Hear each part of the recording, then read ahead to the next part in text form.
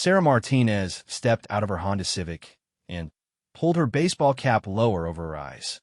The parking garage beneath the downtown Denver shopping center was dimly lit, with flickering fluorescent lights that cast eerie shadows between the concrete pillars.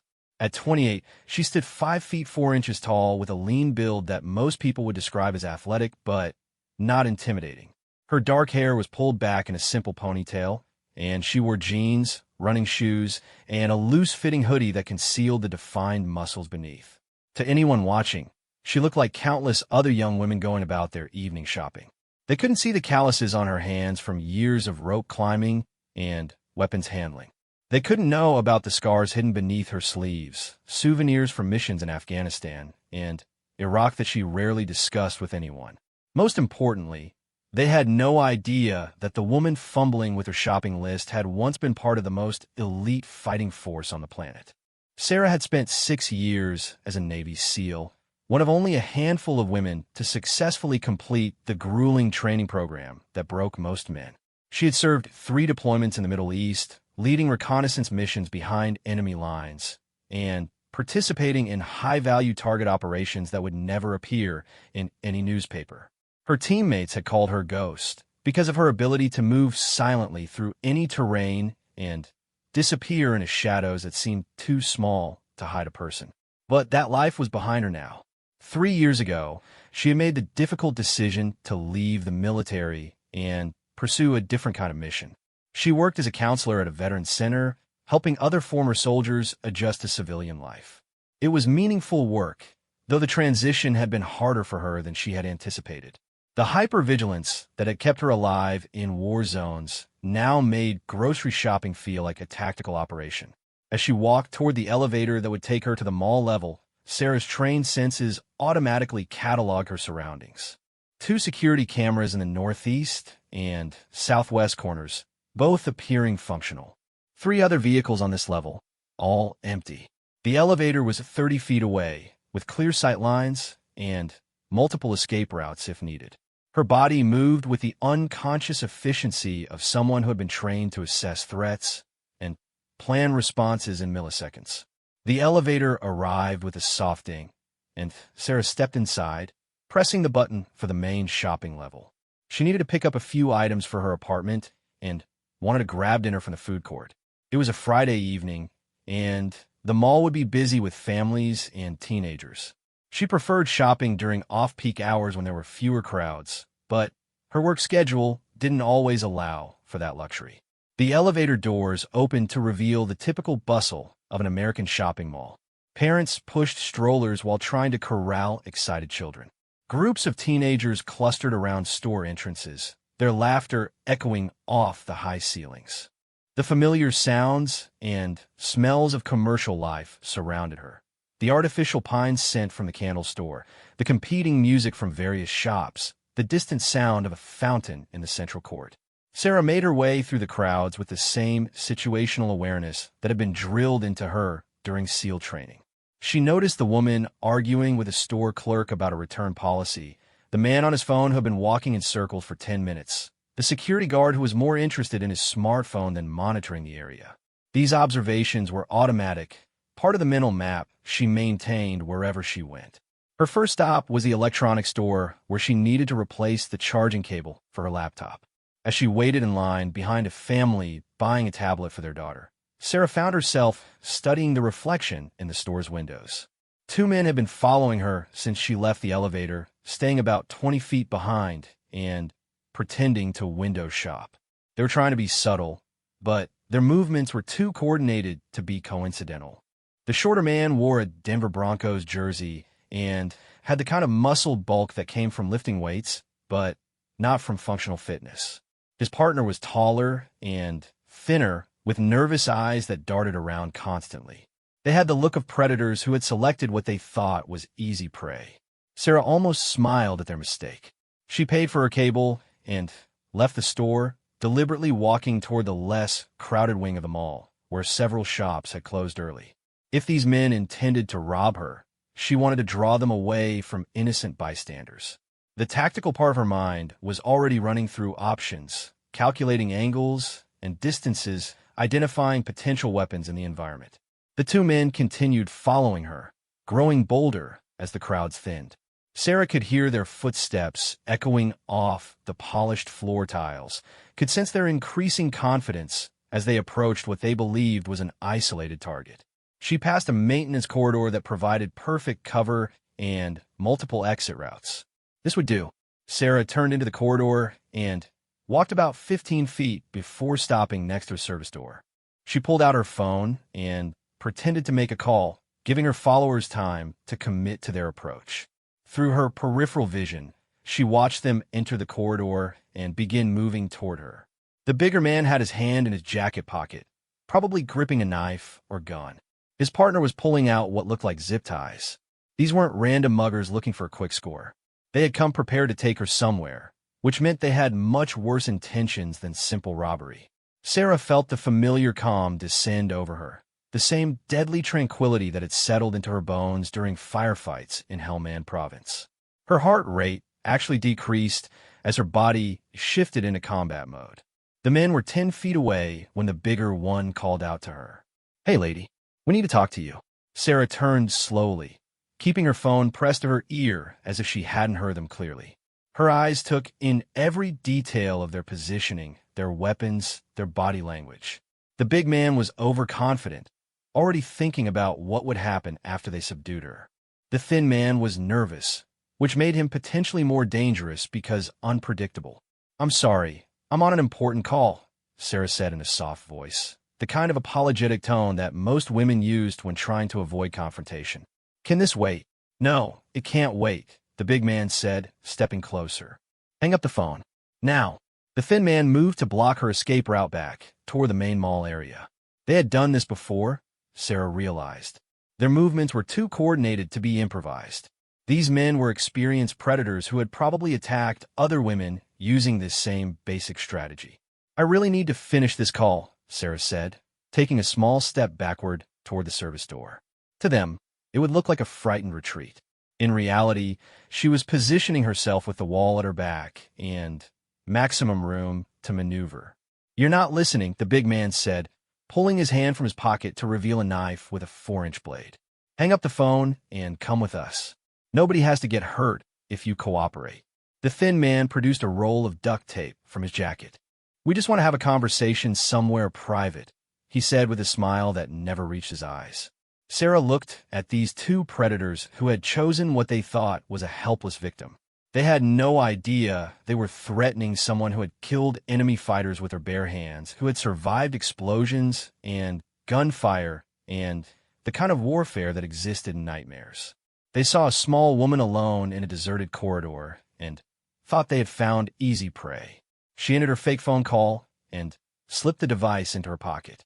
When she spoke again, her voice was completely different. Gone was the apologetic, frightened tone.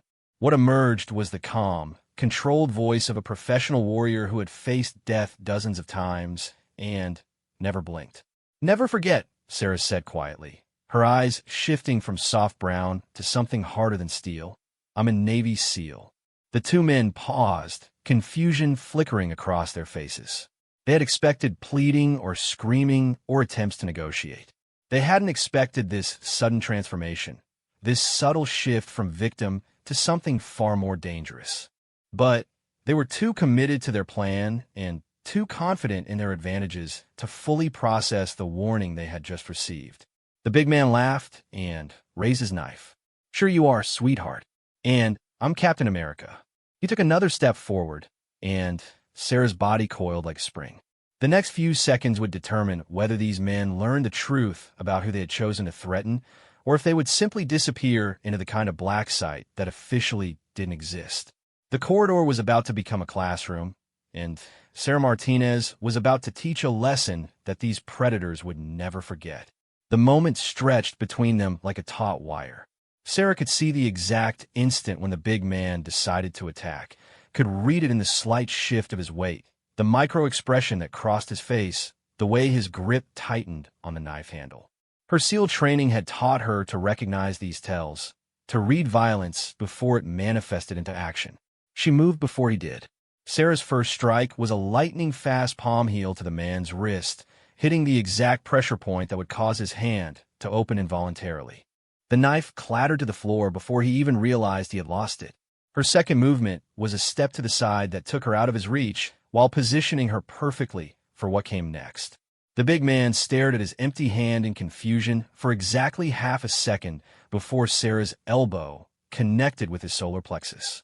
The blow was precisely calculated, delivered with the kind of force that came from years of training and real-world application.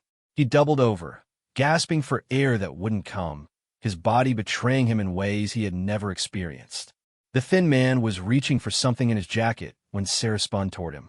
Her leg swept his feet out from under him in a move that looked almost graceful, like a dancer's pirouette. He hit the ground hard, his head bouncing off the polished floor with a sound that echoed through the empty corridor. "Stay down," Sarah said quietly, but her voice carried the kind of authority that made even trained soldiers snap to attention. "Both of you." The big man was still trying to breathe, his face turning an alarming shade of red as his diaphragm refused to function properly. He had never been hit by someone who knew exactly where and how to strike for maximum effect. Sarah could have collapsed his windpipe or broken his ribs with the same economy of motion. But she had chosen restraint. For now, the thin man rolled onto his side, blood trickling from his nose where it had connected with the floor. He looked up at Sarah with new understanding dawning in his eyes. This wasn't a frightened victim they had targeted. This was something else entirely, something dangerous wearing the disguise of an ordinary woman. "You made a mistake tonight," Sarah said, crouching down to pick up the dropped knife. She examined it briefly. A cheap Chinese-made blade with a serrated edge, the kind of weapon favored by amateurs who thought intimidation was more important than effectiveness. "You chose the wrong target." The big man finally managed to suck in a ragged breath. "You can't, this isn't legal," he gasped, struggling to form words around his damaged breathing. Sarah almost laughed. "You're lecturing me about legality while carrying zip ties and duct tape, while threatening a woman with a knife." She stood up slowly, keeping the blade pointed away from them, but making sure they could see it clearly. "I think we need to discuss what's legal and what isn't." The thin man was trying to sit up, one hand pressed to his bleeding nose. "Look, lady, this is all a misunderstanding. We weren't going to hurt you. We just..." "Stop." Sarah's voice cut through his words like the knife in her hand. "Don't insult my intelligence by lying.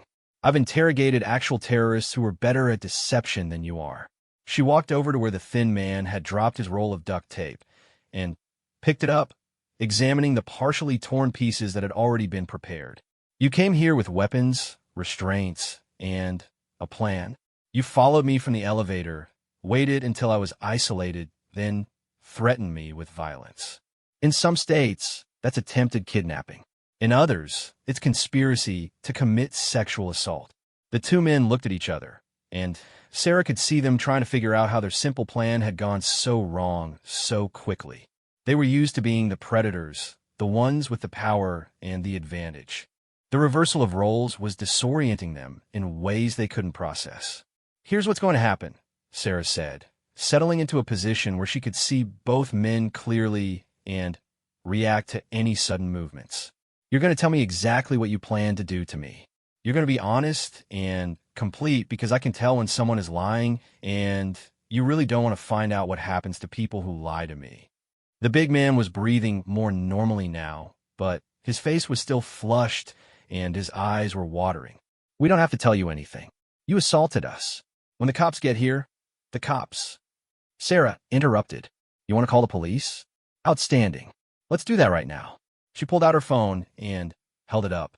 "I'll tell them how two armed men followed a woman into an isolated area, threatened her with a knife, and came prepared with restraints. You can tell them about your evening plans." The thin man held up a shaky hand. Wait. Nobody needs to call anyone. This whole thing got out of hand. We can just walk away and forget this ever happened." "No," Sarah said firmly. "We can't. Because you've done this before, haven't you? This isn't your first time hunting women in this mall. You've got your system worked out, your approach refined. You know exactly which corridors are blind spots for the security cameras." She could see the truth in their faces before either of them spoke. The thin man's eyes darted toward the ceiling automatically, confirming her suspicion about the cameras. The big man's jaw tightened in a way that suggested she had hit uncomfortably close to home. How many? Sarah asked. How many women have you attacked? None, the big man said quickly. This is the first time we ever tried anything like this. Sarah stepped closer to him, and he instinctively flinched away. I spent 3 years tracking insurgents who were experts at hiding their activities. I learned to read body language from people whose lives depended on not giving anything away. You're amateurs compared to them, and they couldn't lie to me either. The thin man was looking increasingly pale, whether from the head injury or from growing realization of how much trouble they were in. Look, maybe we followed a few women before, but we never actually did anything to them. We were just looking. Just looking, Sarah repeated, with zip ties and duct tape, with weapons and practice coordination. She shook her head. You're going to have to do much better than that. The big man struggled to his feet, moving carefully and keeping his hands visible. Sarah tracked his motion with a kind of focused attention that had kept her alive in war zones, ready to put him back down if he made any threatening moves. You don't understand, he said. We weren't going to rape anyone. We were just going to scare them a little, maybe take their money and jewelry. Nothing serious. Nothing serious, Sarah said. Terrorizing women is nothing serious. Making them fear for their lives is nothing serious. Her voice was getting colder, and both men could sense the change in her demeanor. Do you have any idea what it's like to be genuinely afraid? To know that someone with superior physical strength wants to hurt you? The thin man was trying to stop his nosebleed with his sleeve. We're sorry, okay? We made a mistake. It won't happen again. You're right about that, Sarah said. It won't happen again. But not because you've suddenly developed a conscience. It won't happen again because I'm going to make sure it doesn't. She reached into her back pocket and pulled out a small digital camera that she always carried, a habit from her military days when documenting evidence was crucial for mission reports. The flash illuminated both men's faces clearly as she took several photos from different angles. What are you doing? The big man demanded. Creating evidence, Sarah replied matter-of-factly. Photos of your faces, documentation of your weapons, and restraints, a record of this encounter. Insurance, you might say. The two men exchanged worried glances. They were beginning to understand that this situation was spiraling far beyond their control, but they didn't yet realize how much worse it was going to get. Sarah looked at her watch. It's 8:47 p.m. on a Friday night. The mall closes at 10, which means we have plenty of time for a detailed conversation about your activities, your methods, and your future plans. She smiled, but it wasn't a pleasant expression. I suggest you get comfortable, gentlemen. We're going to be here for a while. The corridor suddenly felt much smaller and more isolated than it had when they first entered it. The fluorescent lights seemed harsher, casting sharp shadows that made Sarah appear larger and more intimidating than her actual size. Both men were beginning to realize that they had made the kind of mistake that would haunt them for the rest of their lives. They had chosen to threaten a woman who had faced down armed insurgents in the mountains of Afghanistan, who had led night raids against targets that regular soldiers couldn't handle, who had been trained by the United States military to be a precision instrument of controlled violence. And the lesson was just beginning. Sarah positioned herself with her back to the wall, maintaining visual contact with both men while keeping the service door within easy reach. The tactical positioning was automatic, muscle memory from countless operations where knowing your exits could mean the difference between mission success and catastrophic failure. She studied her captives with the same methodical attention she had once used to evaluate enemy combatants. The big man was favoring his left side where her elbow strike had connected, his breathing still somewhat labored. The thin man kept touching his nose gingerly, checking his fingers for blood. Both were displaying the kind of nervous energy that came from suddenly finding themselves in a situation they didn't understand and couldn't control. Let's start with names, Sarah said, her voice carrying the calm authority she had used during military interrogations. Real names, not whatever aliases you use when you're hunting. The thin man glanced at his partner before answering. I'm Derek. Derek Chun. And you? Sarah asked, focusing on the bigger man. Marcus Thompson, he said reluctantly. Sarah made mental notes of their responses, cataloging the way Derek's eyes moved when he spoke, the slight hesitation in Marcus's voice. She had learned to read deception in environments where lies could get people killed, and these amateur criminals were broadcasting their discomfort in ways they didn't even realize. Good. Now, Derek, Marcus, tell me about your system. How do you choose your targets? How long have you been operating in this mall? Marcus straightened slightly, some of his earlier bravado returning. We don't have to answer your questions. You're not a cop, and this isn't some military tribunal. You can't just hold us here and interrogate us. Sarah smiled, and the expression made both men take an involuntary step backward. Actually, Marcus, I can. Colorado has very clear laws about citizens' arrest, especially when someone has witnessed the commission of a felony. Stalking, menacing with a deadly weapon, conspiracy to commit kidnapping. You've given me quite a list to work with. Derek was shaking his head frantically. We weren't stalking anyone. We were just walking around the mall, with zip ties, duct tape, and a knife, while following a specific target through multiple locations. Sarah pulled out her phone and showed them the voice recording app that had been running since she first noticed them following her. I've been documenting this entire encounter, including your pre-assault behavior and your post-capture admissions. The color drained from Marcus's face as he realized the implications. You can't record us without our permission. That's illegal. Wrong again, Sarah said. Colorado is a one-party consent state, which means I can record any conversation I'm participating in. More importantly, there's no expectation of privacy when you're committing crimes in public spaces. She gestured to the security camera mounted in the corner of the corridor. That camera has been recording this entire time. The mall's security system will have footage of you following me, threatening me, and attacking me with a weapon. The only reason you're not already in handcuffs is because I haven't called mall security yet. Derek was looking increasingly panicked. Look, this has all gotten way out of hand. We never meant for any of this to happen. We're not criminals. We're just what? Sarah interrupted. Just what? Just men who follow women into isolated areas with weapons and restraints? Just predators who think they can terrorize people smaller than them. She began pacing slowly, a measured movement that kept both men within her peripheral vision while giving her time to think. This was a technique she had learned from her interrogation training, controlled movement that demonstrated her dominance while creating psychological pressure. Let's talk about your methods, Sarah continued. You followed me from the elevator, waited until I was away from crowds, then approached with weapons displayed. That's not spontaneous behavior. That's a practiced routine. Marcus tried to protest. We weren't following you specifically. We were just stop. Sarah's voice cracked like a whip. I've been in surveillance and counter-surveillance operations in some of the most dangerous places on Earth. I know what it looks like when someone is being tracked, and I know what it looks like when someone is doing the tracking. You identified me as a target, you stalked me through the mall, and you cornered me here. Derek was nodding reluctantly. Okay. Yes, we followed you. But we weren't going to hurt you, I swear. We were just going to take your purse and maybe your jewelry. It was supposed to be quick and simple. With restraints, Sarah pointed out. You brought duct tape and zip ties for a quick purse snatching. That doesn't make sense, Derek, and we both know it. The thin man's composure was cracking under the methodical questioning.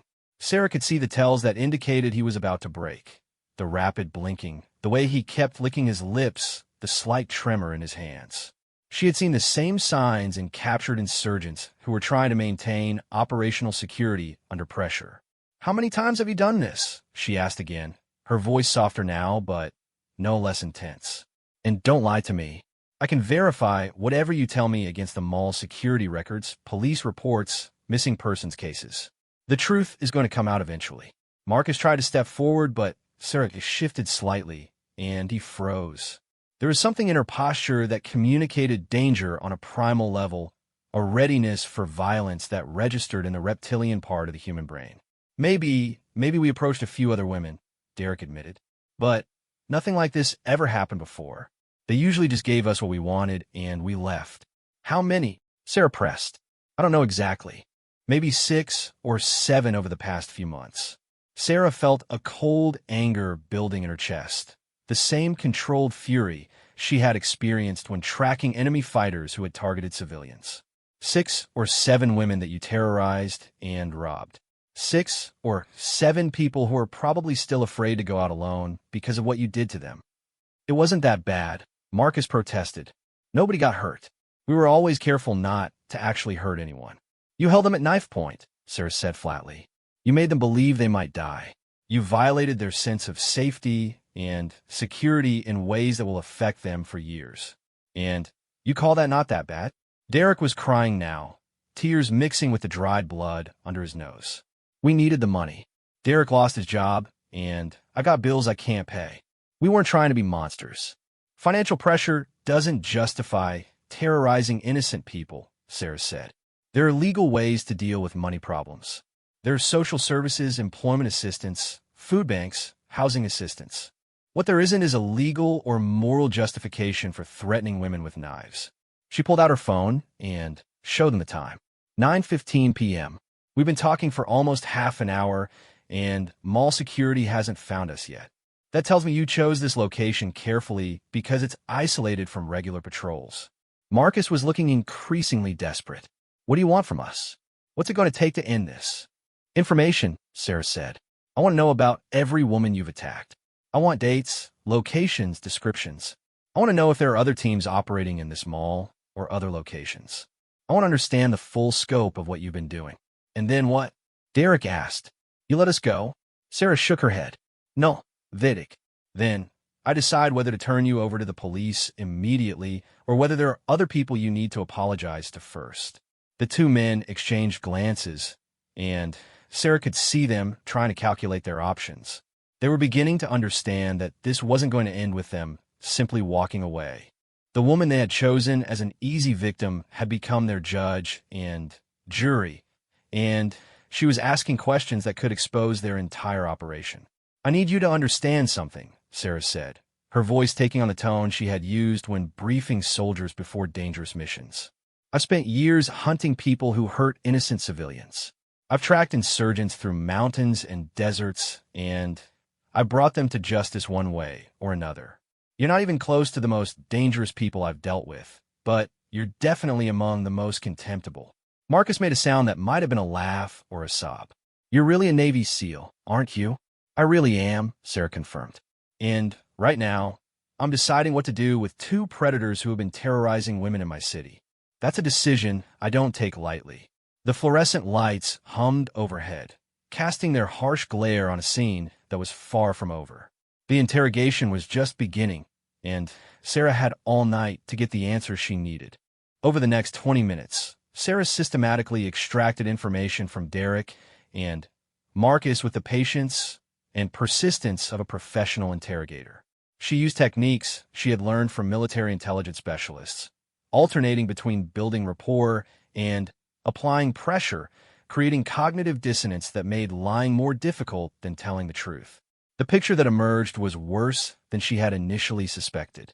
Derek and Marcus had been operating in the Denver metro area for almost 8 months, hitting not just the downtown mall, but also shopping centers in Lakewood, Aurora, and Westminster. They had refined their technique through practice, learning to identify women who appear to be alone and vulnerable, studying mall security patterns to find blind spots, and developing escape routes through service corridors and emergency exits. The first time was an accident, Derek explained, his voice barely above a whisper. Marcus was getting into it with some guy over parking space, and this woman tried to intervene. Marcus grabbed her purse just to mess with her, and we realized how easy it was. Easy, Sarah repeated. Taking advantage of someone trying to help you is easy. Marcus nodded shamefully. We weren't thinking about it like we were hurting people. It was just money. Quick money that nobody could trace. Sarah had heard similar justifications from criminals before, the way people rationalize their actions to avoid confronting the reality of what they had done. Walk me through your system. How did you choose targets? Derek wiped his nose with his sleeve, leaving a fresh smear of blood. We looked for women who were by themselves, usually smaller women who wouldn't be able to fight back. We avoided anyone who looked like they might have training or anyone who was with other people. Training, Sarah said. What kind of training were you looking for? Military, police, martial arts, Marcus explained. Women who carried themselves like they could handle trouble. We wanted easy targets, not fighters. Sarah almost smiled at the irony. And what made you think I was an easy target? You looked normal, Derek said. Small, quiet, minding your own business. You didn't look like you could hurt anyone. Appearances can be deceiving, Sarah said. What happened after you cornered your victims? The details that followed painted a picture of systematic terrorism that had affected at least 14 women over 8 months. Derek and Marcus had developed a routine that maximized their profit while minimizing their legal exposure. They never took credit cards that could be traced, focusing instead on cash, jewelry, and small electronics.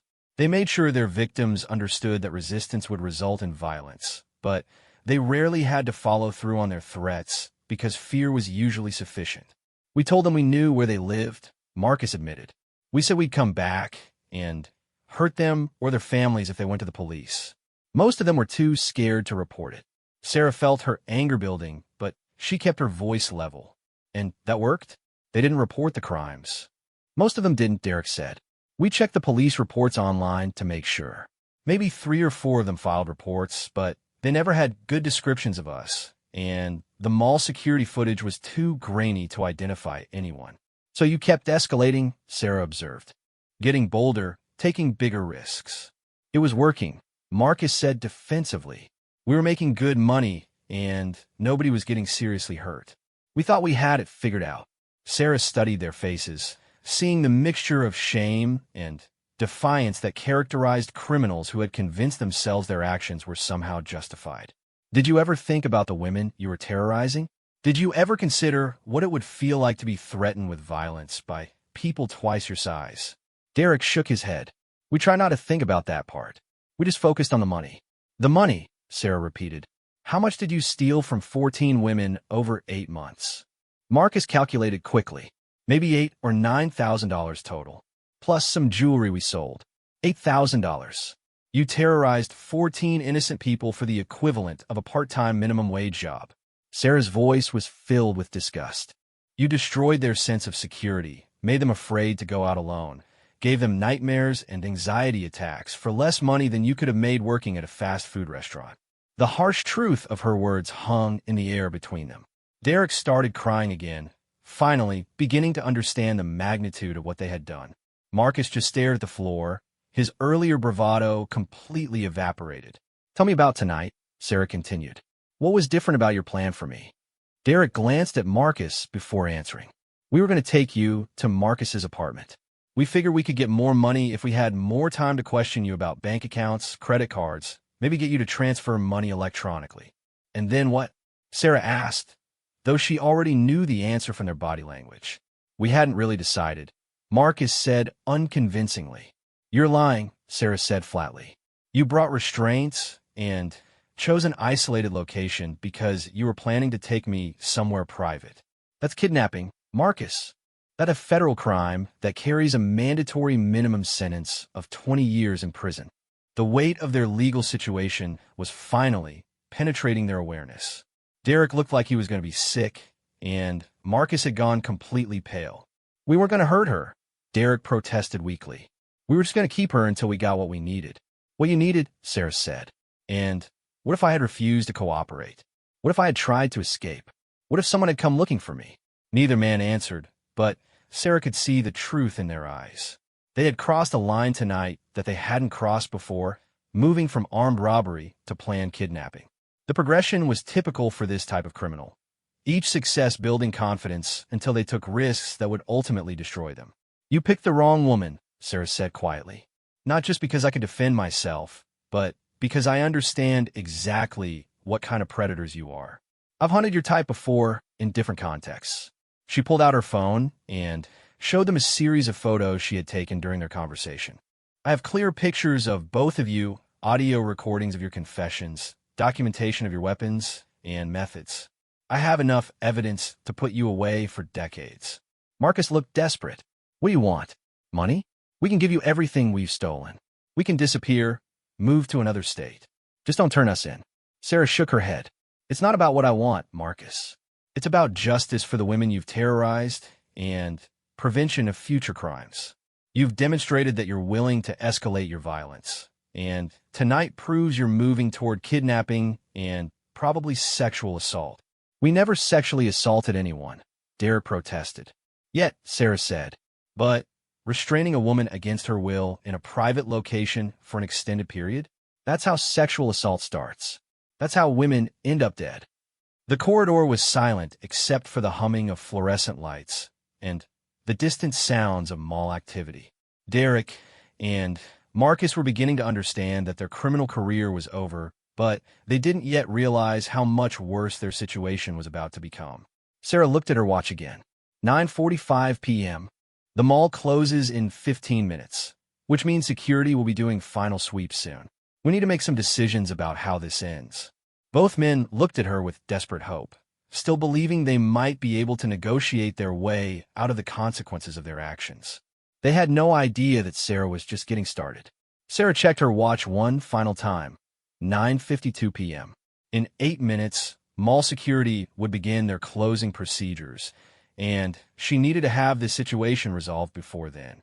She had extracted all the information she needed from Derek and Marcus, documented their crimes thoroughly, and now came the most important decision of the evening. Here's what's going to happen, Sarah announced, her voice carrying the absolute authority of someone who had made life-death decisions in combat zones. You're going to come with me to mall security. We're going to call the police.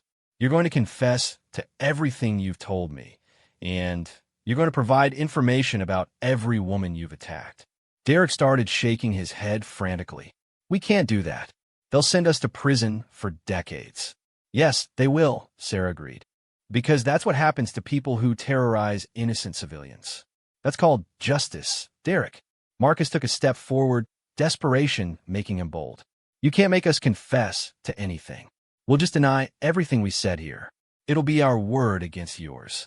Sarah pulled out her phone and played back a clear recording of Marcus describing their methods and listing their victims. His own voice filled the corridor, describing how they had selected targets and terrorized women over 8 months.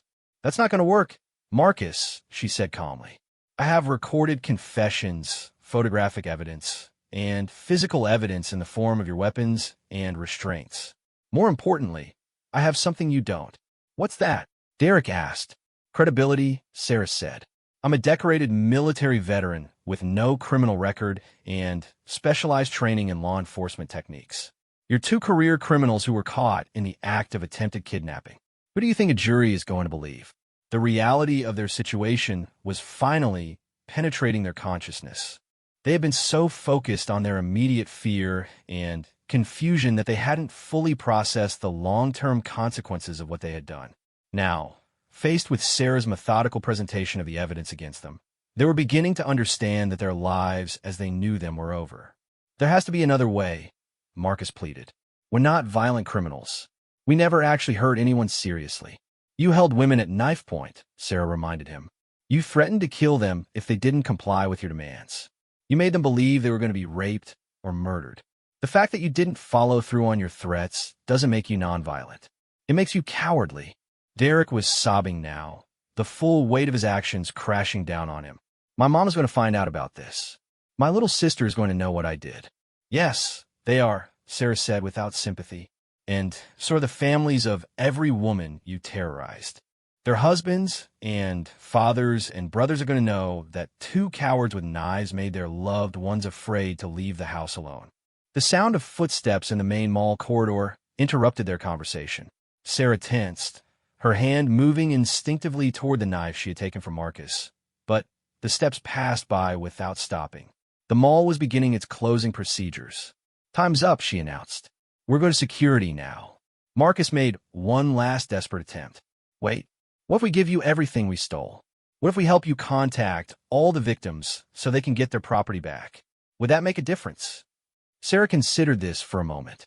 It might make a difference in your sentencing, but it won't change the fact that you're going to prison. The question is whether you're going to take responsibility for what you've done and try to make amends, or whether you're going to make this harder on everyone, including yourselves. Derek wiped his eyes and stood up straighter. If we cooperate completely, if we confess to everything and help the victims, what kind of sentence are we looking at? I'm not a lawyer or a judge, Sarah said. But Armed robbery typically carries 5 to 15 years, depending on the circumstances. Conspiracy to commit kidnapping could add another 10 to 20. Your cooperation might get you concurrent sentences instead of consecutive ones, but you're still looking at significant prison time. The two men looked at each other, having a silent conversation that Sarah could read easily. They were weighing their options, trying to find some way to minimize their consequences.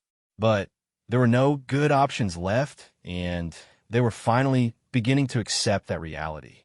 Okay, Marcus said quietly. We'll cooperate. We'll tell them everything. Sarah nodded. Smart choice. Now, here's how this is going to work. We're going to walk to the security office together.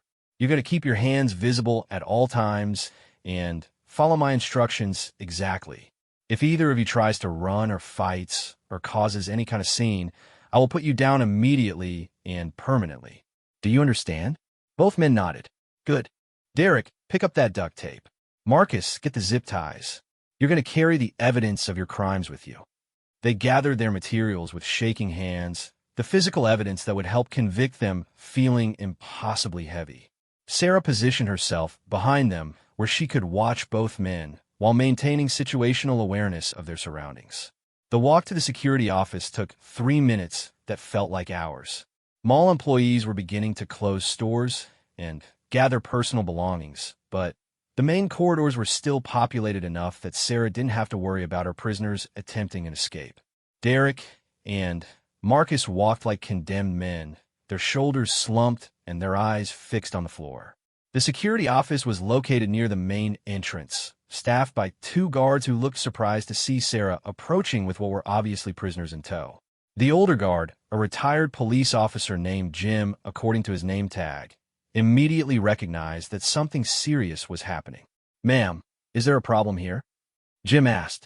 Yes, there is, Sarah said. These 2 men have been operating a robbery ring in your mall for several months. They attacked me tonight in the service corridor near the closed stores. I've detained them and documented their crimes. She handed Jim her military ID and her concealed carry permit, establishing her credentials while Derek and Marcus stood silently with their heads down. The second security guard was already reaching for his radio to call for backup. I need you to contact the Denver police immediately, Sarah continued. These men are confessed criminals who have attacked at least 14 women in various shopping centers around the metro area. They were armed with a knife and carrying restraints, which indicates they were planning a kidnapping. Jim examined Sarah's identification and looked at the dejected prisoners. Are you injured, ma'am? Do you need medical attention? I'm fine, Sarah said. They never had a chance to hurt me. But they need to be processed quickly because they've agreed to cooperate with law enforcement and provide information about all their previous crimes. Derek finally looked up. We want to confess, he said quietly. We want to tell the police everything and help them contact the women we robbed. Over the next hour, the situation unfolded exactly as Sarah had planned. The Denver police arrived with multiple units, treating the situation as a serious felony arrest. Sarah provided her recorded evidence and witness testimony while Derek and Marcus were processed and formally charged. Detective Maria Santos, the lead investigator, was impressed by the thoroughness of Sarah's documentation. You've essentially done our job for us, she said. With their confessions and your evidence, this case is going to be airtight. They were escalating, Sarah explained. Tonight they were planning to kidnap me and take me to a private location. If I hadn't been able to defend myself, this could have ended very differently. And they have no idea how lucky they are, Detective Santos observed. If they had tried this with the wrong person, they might not have survived to face trial. Sarah smiled grimly. They tried it with the wrong person anyway. They just don't realize how wrong. 6 months later, Derek Shun and Marcus Thompson were sentenced to 12 and 15 years respectively in state prison. Their cooperation had helped police identify and contact 11 of their 14 victims, leading to additional charges and restitution orders. The case had also prompted the mall to upgrade its security system and increase patrol coverage of isolated areas. Sarah continued her work at the Veterans Center, helping other former soldiers adjust to civilian life. She rarely talked about the incident at the mall, but Her colleagues noticed that she seemed more settled somehow, as if she had found a way to use her military skills in service of justice without returning to active duty. The two predators had learned too late that strength comes in many forms, and that the most dangerous enemies are often the ones who don't look dangerous at all. They had chosen to threaten someone who had dedicated her life to protecting others from people exactly like them. Their mistake had been assuming that a small, quiet woman was automatically helpless. That assumption had cost them their freedom and taught them a lesson they would never forget. Never underestimate a warrior, especially one who has learned to hide in plain sight. In the end, Derek and Marcus discovered the truth of what Sarah had told them in that corridor. She really was a Navy SEAL, and she had spent years hunting predators far more dangerous than they could ever imagine. They were just the latest criminals to learn that justice sometimes comes in unexpected packages, delivered by people who refuse to be victims.